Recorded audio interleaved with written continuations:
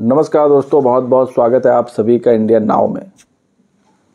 India alliance, वो India alliance जो लोकसभा चुनाव के बाद जितने भी चुनाव हुए, फिर चाहे वो हरियाणा का चुनाव रहा हो, झारखंड का चुनाव रहा हो, महाराष्ट्र का चुनाव रहा हो, उपचुनाव रहा हो, इन सभी चुनावों में इंडिया गठबंधन में वो तालमेल नज़र नहीं आया जो लोकसभा चुनाव में दिख रहा था। लोकसभा चुनाव में जिस तरह सीट बंटवारा हुआ, वैसा सीट बंटवारा राज्यों में नहीं हो पाया। फिर चाहे वो हरियाणा रहा हो, जहां कांग्रेस अकेले दम पर चुनाव लड़ी, किसी सहयोगी दल के साथ सीट शेयरिंग नहीं की, और चाहे फिर वो महाराष्ट्र का चुनाव रहा हो, जहां पर समाजवादी पार्टी समेत जो अन्य दल थे उनको सीट नहीं दी गई। इसके अलावा झारखंड का चुनाव रहा हो, झारखंड में हालांकि झामुमो के साथ मिलकर चुनाव लड़ा और पार्टी जीती भी इंडिया अलायंस की, लेकिन अब इंडिया अलायंस में एक नई बहस छिड़ गई है। बहस छिड़ गई है कि इंडिया अलायंस को लीड कौन करेगा, इंडिया अलायंस का नेता कौन होगा। हालांकि अभी कांग्रेस अध्यक्ष मल्लिकार्जुन खड़गे इंडिया अलायंस के नेता हैं, लेकिन इन सब के बीच पश्चिम बंगाल की मुख्यमंत्री टीएमसी की अध्यक्ष ममता बनर्जी ने दावा किया है कि अगर इंडिया अलायंस की कमान उनको दी जाती है तो वो संभालने को तैयार है। और उनके इस बयान और इस दावे के बाद से अब इंडिया अलायंस में एक अलग तरह की खलबली शुरू हो गई है।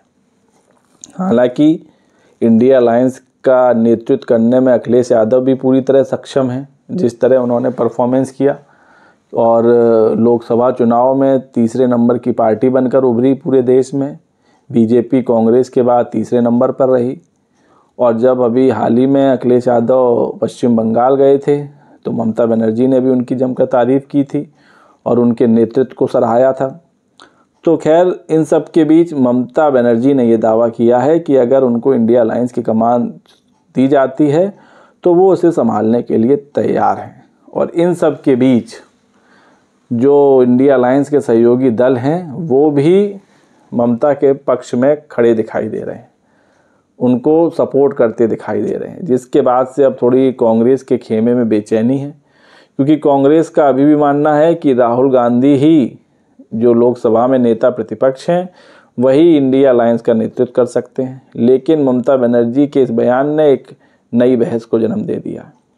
तो इन सब के बीच ममता बनर्जी को शरद पवार का भी समर्थन मिला है, अखिलेश यादव का भी समर्थन मिला है और अब तेजस्वी यादव का भी समर्थन मिला है।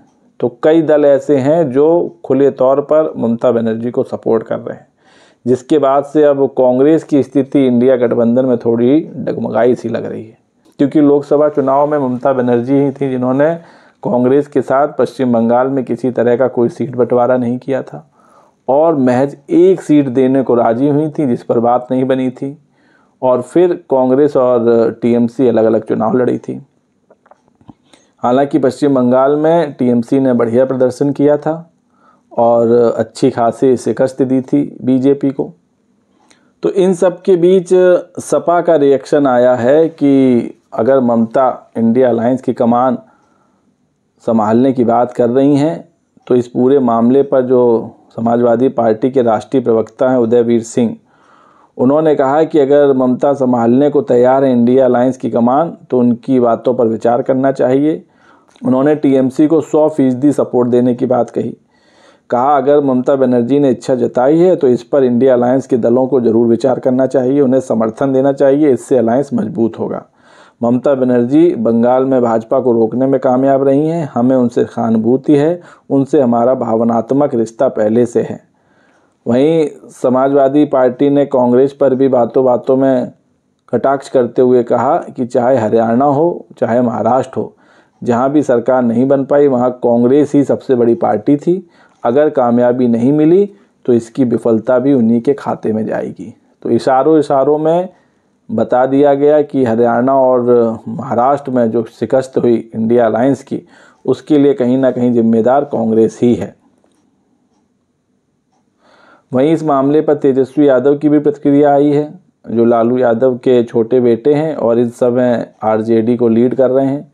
उनका कहना है कि गठबंधन की जो राय होगी उसी पर हम कायम हैं, हमारा किसी नाम को लेकर किसी तरह की कोई दिक्कत नहीं है और ममता बनर्जी के नाम पर हम भी समर्थन करते हैं, लेकिन इन सब के बावजूद विपक्षी गठबंधन का नेता सर्वसम्मति से चुना जाना चाहिए और सभी विपक्षी दलों की बैठक के बाद निर्णय लेना चाहिए। ये बात जरूर तेजस्वी यादव ने कही।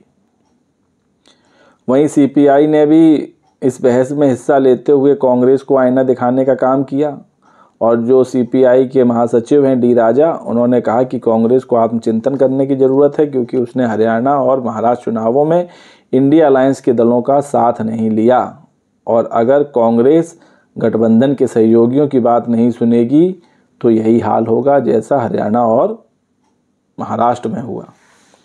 वहीं जो शरद पवार की पार्टी है एनसीपी, उसकी सांसद सुप्रिया सुले ने भी कहा है कि ममता बनर्जी पूरी तरह से इंडिया अलायंस का अभिन्न अंग है। वो भारत की सबसे बड़ी नेताओं में एक हैं। एक जीवंत लोकतंत्र में विपक्ष की बड़ी भूमिका है और जिम्मेदारी होती है और अगर इसलिए वो अधिक जिम्मेदारी लेना चाहती हैं तो हम उनके साथ हैं। ये बड़ा बयान दिया सुप्रिया सुले ने और ऐसा ही कुछ कहा शरद पवार ने। शरद पवार ने भी कहा कि ममता बनर्जी के पास नेतृत्व क्षमता है और वो अगर इंडिया अलायंस को लीड करना चाहती हैं तो उनका पूरा समर्थन है। तो कुल मिलाकर ये कि इंडिया अलायंस में ममता का साथ देने वाले काफ़ी लोग हो गए हैं, फिर चाहे वो सपा हो, एनसीपी हो, लेफ्ट पार्टियां हों और आरजेडी भी दबी जुबान ममता के साथ है। हालांकि ये बात ज़रूर कही कि जो विपक्षी दल हैं वो एक साथ बैठक करके इस बात का निर्णय लें, लेकिन ममता बनर्जी के इस बयान के बाद से कांग्रेस में ज़रूर बेचैनी है।